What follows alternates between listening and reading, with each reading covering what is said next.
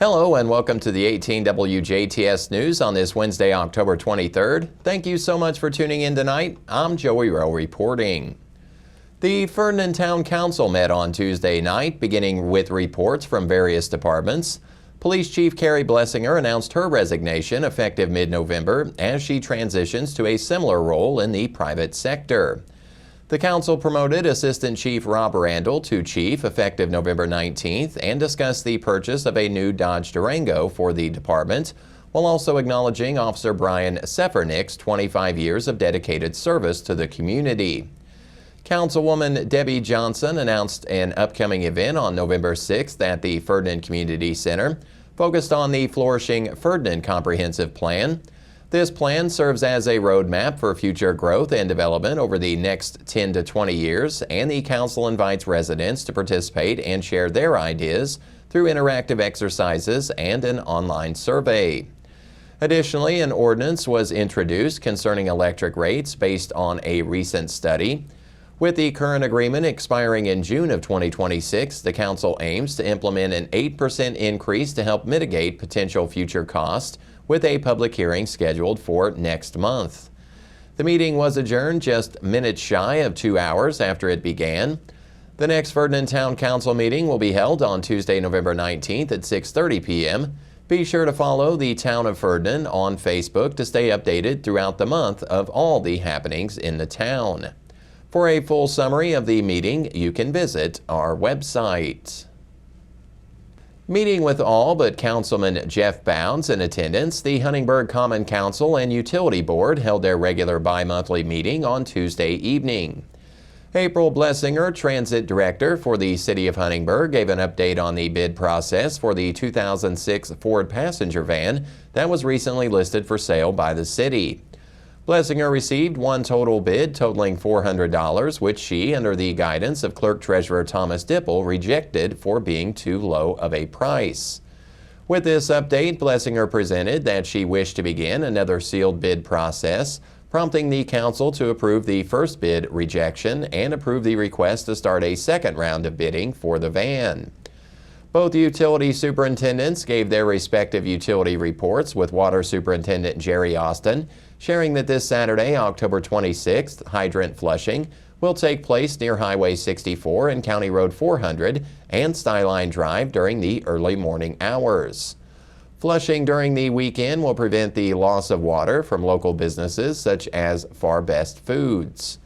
Mayor Elkins gave notice that the Du Bois County Highway Department will begin work closing the bridge near 1st and Cherry Street starting on October 28th, and Jim Carter of Perry County, Indiana, approached the Huntingburg City Council to present a unique ask to reach out to State Representative Steve Bartels and ask him to remove paragraph 9 of Indiana State Law 6-9-39.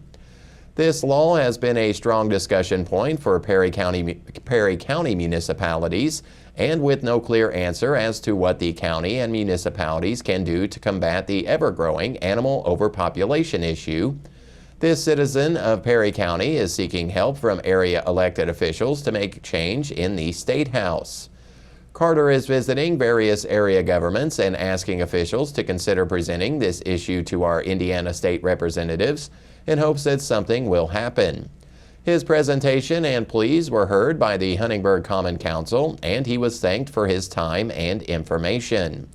The next upcoming Huntingburg Common Council meeting is scheduled for Tuesday, November 12th at 5:30 p.m. Eastern in the Huntingburg City Hall. Huntingburg Police Department K9 Romeo will receive a bullet and stab protective vest thanks to a charitable donation from nonprofit organization Vested Interest in Canines, Inc.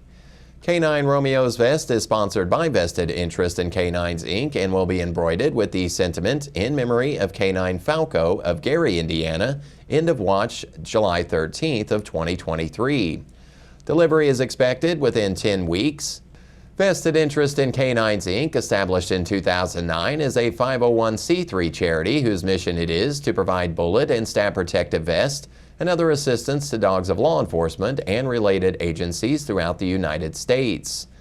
This potentially life-saving body armor for four-legged canine officers is U.S.-made, custom-fitted, and NIJ certified.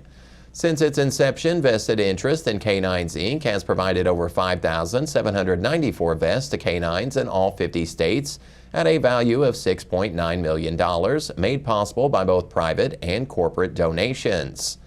The program is open to U.S. dogs that are at least 20 months old and actively employed and certified with law enforcement or related agencies.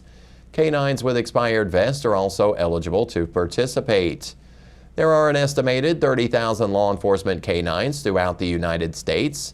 Vested Interest in Canines, Inc. accepts tax-deductible contributions in any amount with a single donation of $985 to sponsor one vest. Each vest has a value of $1,800, weighs an average of 4 to 5 pounds, and comes with a 5-year warranty. For more information or to learn about volunteer opportunities, you can call 508-824-6978. Vested Interest in Canines, Inc. provides information, lists events, and accepts donations at vicanines.org. On Thursday, October 24th, the Rotary Club of DuBois County is teaming up with 4 McDonald's locations throughout the county to support World Polio Day and the ongoing fight against polio. From 5 to 8 p.m., McDonald's restaurants in Huntingburg, Ferdinand, and both Jasper locations will donate 20% of Happy Meal proceeds to the local Rotary Club to aid in the eradication of this devastating disease. Polio Anywhere is a threat everywhere, and Rotary members worldwide have long been committed to ending the paralyzing virus. This effort aims to eradicate polio, which would mark only the second human disease ever eliminated. While polio can affect individuals of any age, it primarily targets children under 5. In 1988, Rotary joined forces with the World Health Organization, UNICEF, and the U.S. Centers for Disease Control and Prevention to establish the Global Polio Eradication Initiative. Since launching its Polio Plus program in 1985, Rotary has contributed more than $2.7 billion and a countless volunteer hours to combat polio. Through these partnerships, Rotary has helped immunize over 2.5 billion children against polio in 122 countries, resulting in a 99.9% reduction in global polio cases. Currently, Pakistan and Afghanistan remain the most at-risk nations, with a recent case reported in Gaza this summer. The Gates Foundation and Gavi, the Vaccine Alliance, later joined the initiative, which originally faced 350,000 polio cases annually. And again, today that figure has plummeted by over 99.9%. To sustain these advancements and ensure every child receives the polio vaccine, Rotary has committed to raising $50 million each year for global eradication efforts. The Gates Foundation is pledged to match these funds at a 2-to-1 ratio, bringing the total annual contributions to $150 million. For those unable to visit McDonald's on October 24th, donations can also be made online at endpolionow.org. Indiana Secretary of State Diego Morales recently announced the placement of new Vote Here signage at polling locations across the state, underscoring key voter requirements to maintain the integrity of Indiana's elections. The signs will clearly state that only U.S. citizens are eligible to vote in Indiana elections and that a valid photo ID is required for all voters. The move is part of Secretary Morales' ongoing commitment to ensure the integrity and transparency of Indiana's elections. In an effort to ensure that these messages are accessible to all voters, the signs are both printed in English and Spanish. This initiative aims to increase voter awareness and compliance with state voting laws, ensuring that everyone has a clear understanding of the eligibility requirements. County clerks have been notified of the new signage. This initiative is one of several from the Morales administration aimed at increasing voter confidence and ensuring only eligible voters are voting in our elections. Davies Community Hospital is proud to announce that it has met the rigorous standards required to be designated as an OB level of care 2 and a neonatal level of care 2 facility as certified by the Indiana Department of Health. This certification, effective from September 23rd of this year through September 23rd of 2027, underscores DCH's commitment to providing high-quality, risk-appropriate care to women and infants in our community. The recertification survey conducted by the Indiana Department of Health's Maternal and Child Health Division on September 11th found that DCH continues to meet the required standards for both OB and neonatal care. This recognition ensures that Davies Community Hospital remains equipped to handle higher-risk pregnancies and neonatal needs that require specialized care. The certification process assesses a hospital's capacity to provide comprehensive care for both mothers and infants, and DCH has demonstrated that it has the resources, expertise, and dedication to meet these critical healthcare needs.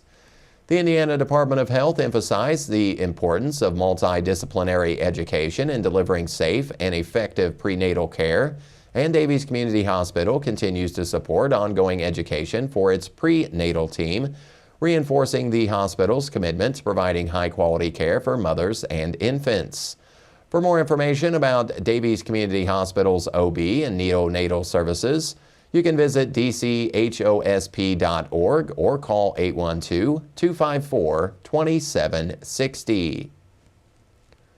Jasper Community Arts is excited to announce it has been awarded a $14,000 grant from the DuBois County Community Foundation through the Fund for DuBois County. This funding will support the organization's in-school artist residency program, which aims to enhance the educational experience for students by integrating professional artists into classrooms across DuBois County. The program focuses on blending creative expression with traditional academic subjects, allowing students to engage with a diverse group of artists from various disciplines. Through these residencies, students will develop critical thinking skills, problem-solving techniques, and new perspectives that extend beyond the classroom. This initiative underscores the essential role the arts play in cultivating well-rounded, innovative thinkers. The Artist Residency Program is part of Jasper Community Arts' broader mission to enhance educational environments and foster community engagement through the arts. In addition to this initiative, the organization plans to offer performances, exhibitions, workshops, and special events aimed at making the arts an integral part of life in DuBois County. For more information on the Artist Residency Program and other upcoming events, you can visit the Jasper Community Arts website or contact them at 812-482-3070. On Thursday, October 24th, the Jasper Street Department will be conducting its annual testing of snow fighting equipment. Residents can expect to see plow trucks with spreaders traveling throughout the city as crews hook up the equipment and run their routes. This test ensures the equipment is ready for any upcoming snow events. During the process, crews will repair any equipment failures, note route changes, and update route maps. Drivers are encouraged to give the plow truck plenty of space, similar to how they would during a snowstorm. And that's a look at news here on 18 WJTS TV. We will have a check of your weather forecast right after this.